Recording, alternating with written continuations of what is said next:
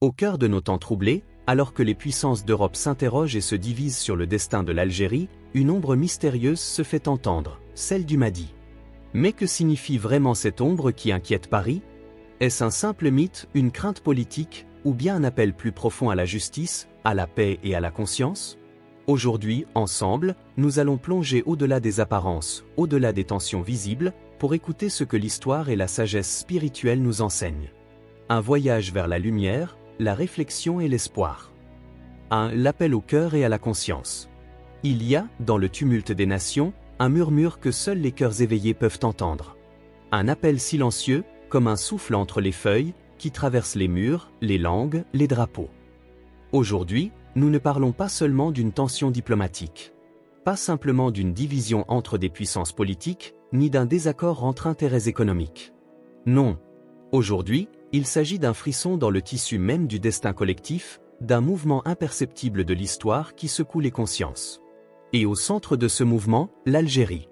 Mais ce n'est pas l'Algérie des cartes et des frontières.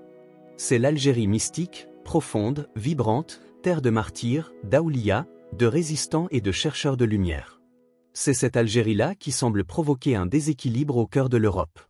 Et soudain, le mot Mahdi apparaît dans les débats feutrés des puissances occidentales.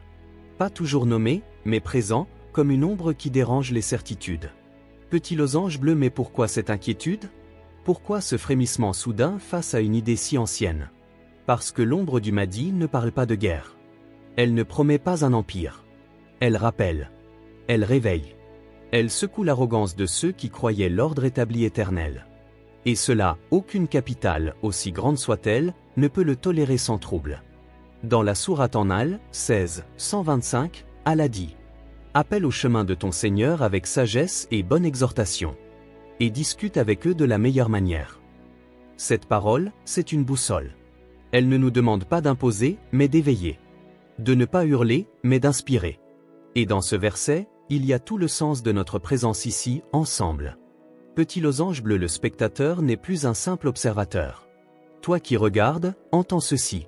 Tu n'es pas une caméra. Tu n'es pas une oreille passive. Tu es un cœur capable d'écho.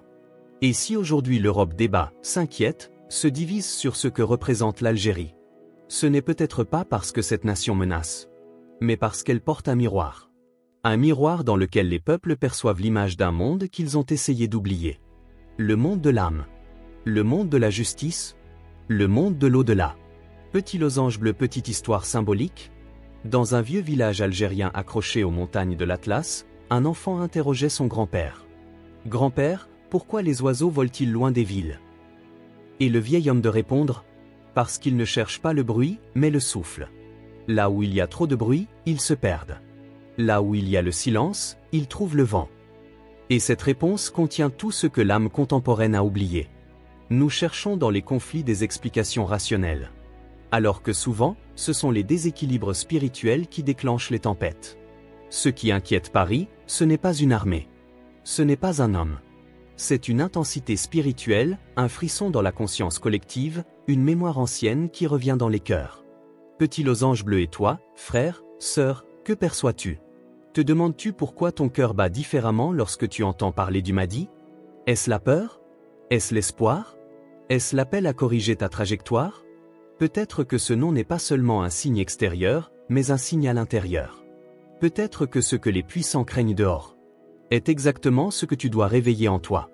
Petit losange bleu, le silence derrière le vacarme. Dans un monde saturé d'informations, il y a une fatigue des esprits. Mais ceux qui reviennent à Allah trouvent dans ce tumulte un sens, une invitation, un retour. Chaque tension, chaque division, chaque peur des élites peut être un chemin de retour à Dieu. Et si l'Europe se divise? Si Paris tremble à l'ombre d'un nom? Alors demandons-nous: et moi? Qu'est-ce que cette ombre réveille en moi? Une crainte? Une lumière? Un devoir? Tu es prêt à voir? Tu es prêt à entendre? Mais surtout, tu es prêt à ressentir. 2. Développement au l'ombre du Mahdi, entre espoir et crainte. Un globe tourne lentement. L'Europe et l'Afrique se frôlent dans une lumière pâle. Des lignes rouges se dessinent comme des fissures. Une silhouette voilée apparaît entre deux continents, impossible à identifier. Elle n'avance pas, elle attend. Micro-narrateur, voix grave et vibrante. L'Europe se fissure, doucement, silencieusement. Mais les failles sont là. Sous la surface des sommets diplomatiques, des accords commerciaux, des alliances militaires, il y a une fracture plus profonde, celle de la peur. Cette peur ne porte pas toujours un nom. Elle se dissimule dans les titres de presse, dans les conversations fermées, dans les couloirs du pouvoir. Mais parfois, elle échappe à tout contrôle. Un mot ancien, un nom prophétique, s'infiltre dans les discours, Mahdi. Et aussitôt, les visages changent. Certains rient, d'autres frémissent. Car ce nom ne parle pas seulement d'un homme. Il parle d'un basculement. Petit losange bleu le Mahdi, signe de réforme ou flamme de discorde. Pour certains, le Mahdi est le retour de la justice, la promesse d'un monde rééquilibré, réparé. Pour d'autres, il est le début du désordre, l'annonce d'un soulèvement imprévisible. Mais qu'en est-il vraiment? Est-ce un être unique qui apparaîtra au cœur du chaos? Ou bien est-ce un miroir tendu à notre époque, révélant nos blessures, nos corruptions, nos lâchetés? Dans une époque où les élites veulent tout prédire, tout contrôler, le Mahdi dérange, car il échappe au cadre. Il ne vient ni du palais ni des urnes. Il surgit quand les injustices atteignent un point de rupture. Et ce surgissement, les grandes puissances ne savent pas l'expliquer, alors elles préfèrent l'étouffer, le ridiculiser ou l'attaquer. Parchemin sagesse coranique et enseignement prophétique. Dans cette confusion, une voie s'ouvre pour celui qui cherche sincèrement. Dans le Coran et les enseignements du prophète, le Mahdi est lié à la notion de savoir, de ILM, de guidance éclairée. Et le prophète nous a avertis. La recherche du savoir est une obligation pour tout musulman. Et mia. Ce savoir ne se limite pas aux sciences apparentes. Il est aussi l'intelligence des signes, la lecture du monde avec les yeux du cœur. Et c'est à travers cette lumière intérieure qu'on peut distinguer l'ombre qui effraie, de l'ombre qui annonce une aurore. Livre ouvert Histoire et émotion, le théologien d'Algérie. Il y a quelques années, dans la région de Biskra, un homme discret enseignait dans une petite zaouïa perdue entre les palmiers et les dunes. Il s'appelait Cheikh Al-Foudil, descendant d'une lignée soufie et théologien respecté. Il n'aimait pas parler du Mahdi à la télévision. Il disait « Quand on prononce ce nom sans silence dans le cœur, on fait fuir les anges. » Un jour, lors d'un cercle de transmission, un jeune lui demanda « Cheikh, est-ce vrai que le Mahdi viendra bientôt ?» Le vieil homme sourit, longuement. Puis il dit « Peut-être. Mais ne regarde pas le Mahdi comme une personne qui viendra résoudre tes problèmes. Regarde-le comme une interpellation divine. Et demande-toi, est-ce que tu es en train de devenir toi-même un Mahdi dans ton foyer? Dans ton quartier? Dans ton métier? Peut-être que le Mahdi, ce n'est pas un homme, mais un appel collectif à redevenir juste. » Ce silence qui suivit sa parole dura plus de 5 minutes. Et depuis ce jour-là, plusieurs disciples arrêtèrent d'attendre un héros. Ils commencèrent à corriger leurs prières, à rendre les dettes, à pardonner à leurs proches, et à marcher avec la crainte d'Allah dans leurs affaires.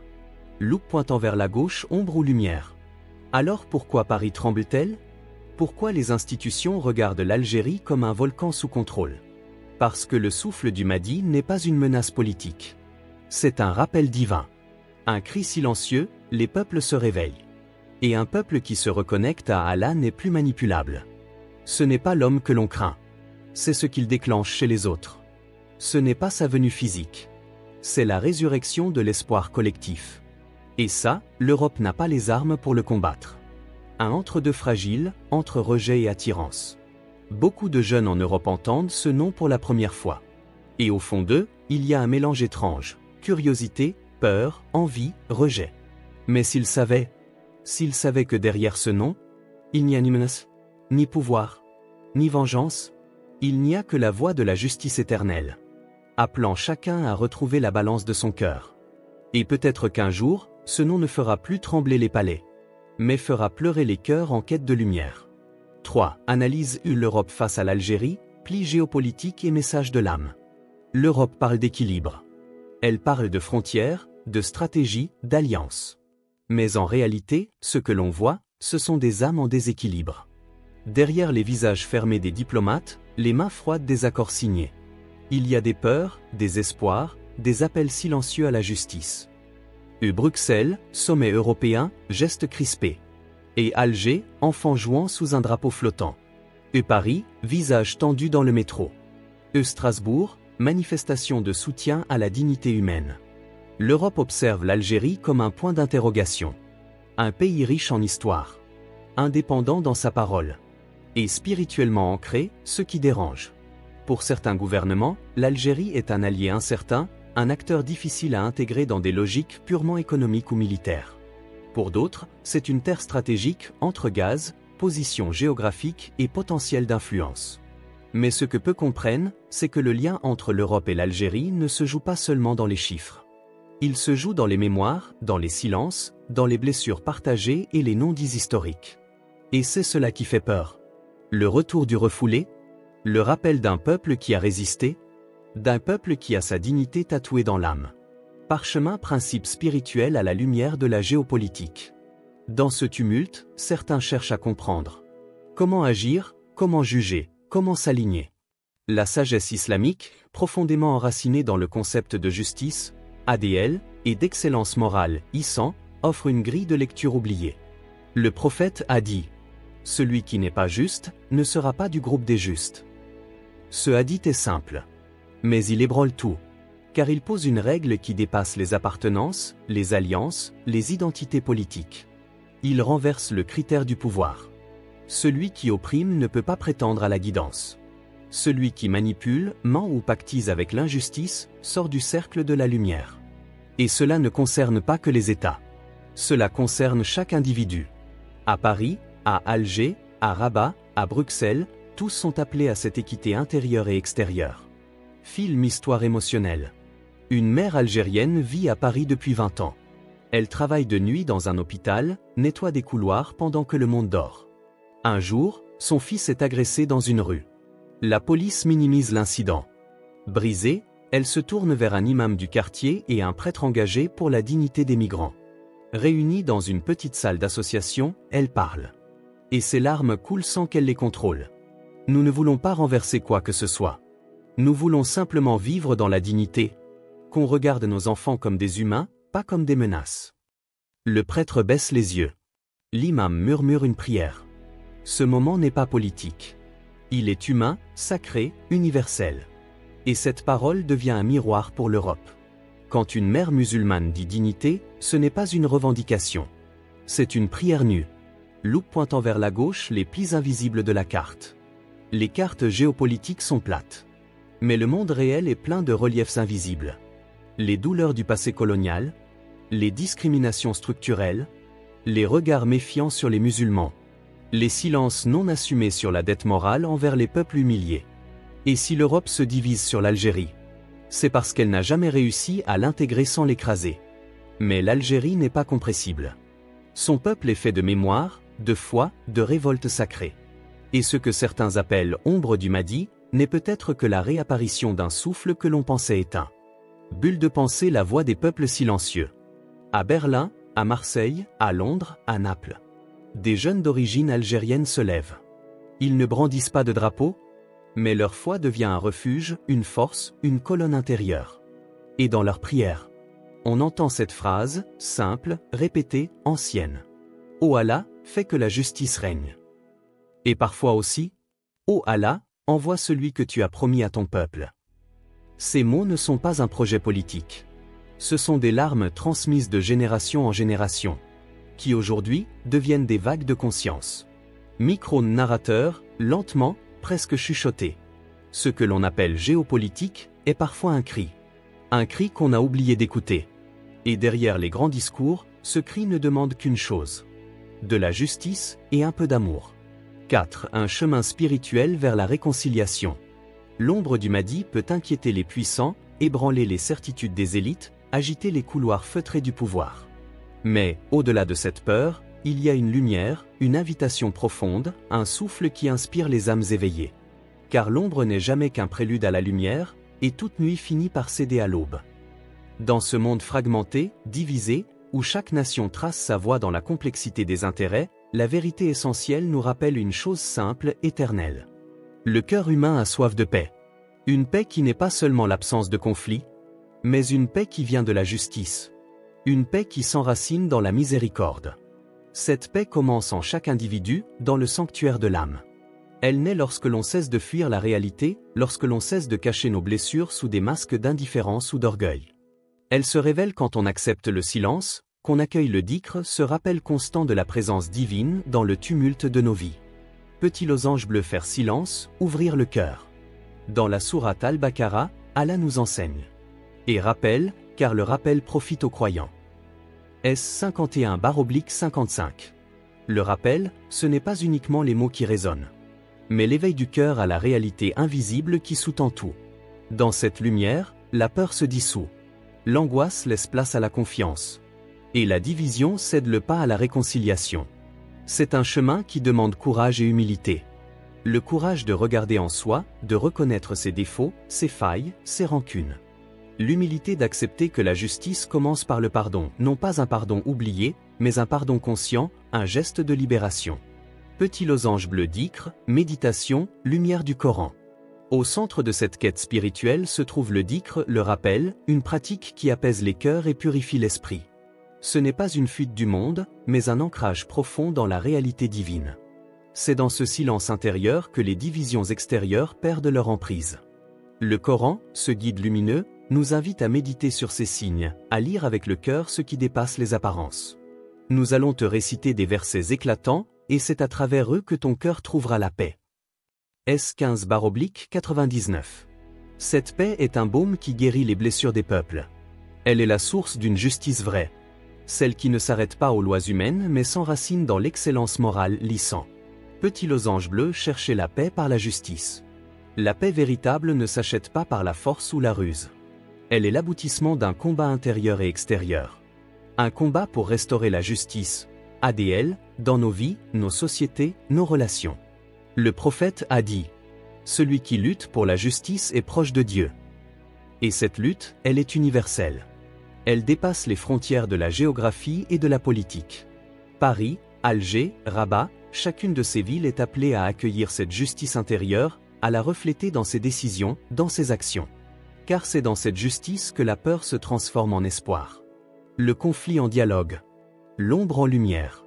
Petit losange bleu, l'âme collective en éveil. Aujourd'hui, l'âme collective des peuples en Europe et en Algérie est en éveil. Elle sent la tension, elle ressent l'urgence. Mais elle ne veut pas de violence, elle cherche la guérison. Cette guérison commence par la reconnaissance des douleurs passées, des humiliations, des pertes. Mais aussi par la gratitude pour la richesse spirituelle et humaine qui nous unit. La réconciliation n'est pas un mot vide. C'est un processus profond, lent, parfois difficile. Mais c'est aussi un chemin de lumière. Petit losange bleu appelle à l'action intérieure. Frères et sœurs, devant ce monde divisé, face à l'ombre qui inquiète Paris, nous sommes tous appelés à une responsabilité plus grande. Celle de faire silence, d'ouvrir nos cœurs, de cultiver la paix intérieure. Faisons du dhikr notre bouclier, de la méditation notre guide, et de la lumière du Coran notre force. Ainsi, nous pouvons répondre à l'angoisse du monde. Non par la peur ou la haine, mais par la réconciliation et l'amour sincère. Petit losange bleu, invitation finale. Le chemin est devant nous, tracé par les âmes qui ont cru malgré tout, qui ont prié dans la nuit, qui ont espéré contre toute attente. Ô âme apaisée, conduis-nous vers ce jour promis, où la justice et la miséricorde s'unissent dans une harmonie parfaite. Là où l'ombre se dissipe, et où la lumière de l'âme triomphe. Une calligraphie élégante s'écrit doucement sur l'écran, en lettres dorées. Fais entrer la vérité et fais sortir l'erreur. S2/257. Face aux divisions, aux peurs et aux doutes, l'ombre du Mahdi nous invite à un examen intérieur, un éveil collectif. Ce n'est pas seulement un signe de crainte, mais surtout un appel à la réconciliation, à la justice et à la paix. Ouvrons nos cœurs au silence, au dhikr, à la lumière divine, pour que l'ombre laisse place à l'aube d'un monde nouveau. Que chacun de nous devienne un porteur de justice et d'amour, en attendant ce jour où la vérité triomphera, guidée par la sagesse éternelle.